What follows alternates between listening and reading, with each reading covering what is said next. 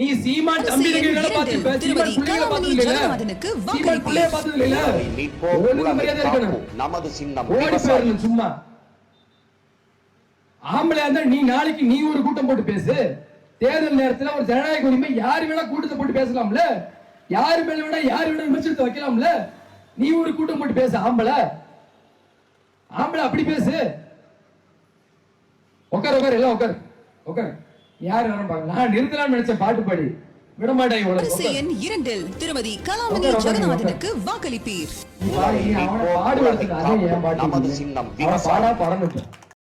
தம்பி, நான் இந்த அன்பா பேசுறது பாசமா பேசுறது பரிதாபமா இருக்கிறதுலாம் என் கட்சிக்காரன் தான், பொதுமக்கள் தான். அதையே வச்சுக்கிட்டு இவன் ரொம்ப பாவமான சீனம் போல, சின்ன பையன் போல, பரிதாபம் சின்னம் போல இருக்குங்க. அப்படி நீ ஏன் கூட்டத்துல கலாட்டா பண்ற வேலையெல்லாம் வச்சு கூடாது. இறங்கி வந்தேன்னா என்ன ஆகுன்னு தெரியாது சொல்லிட்டேன். அதான் ஒரு அளவு இருக்குது. எதுக்கு ஒரு அளவு இருக்கு, ஒரு லிமிட் இருக்கு. சும்மா வந்து இங்க கத்திக்கிட்டு இருக்க கூடாது. இந்த வேலையில இங்க வச்சு கூடாது. கலாமணி ஜெகநாதனுக்கு வாக்களிப்பீர். சாராயம் குடிச்சு பேசுற நாய், சாராயம் இல்லாம பேசுறீங்க.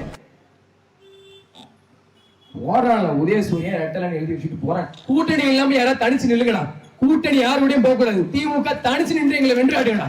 காசு கொடுக்காம கூட்டணிக்கு போகாம தனிச்சு நின்று ஆம்பளையா இருந்தா வென்று காட்டுங்கடா, வென்று காட்டுங்கடா. கருணாநிதி மகன்கிறத ஸ்டாலினுக்கு என்ன தகுதி இருக்கு, ஸ்டாலின் மகன்கிறத உதயநிதிக்கு என்ன தகுதி இருக்கு, செந்தில் பாலாஜி அல்ல கைன்றத தவிர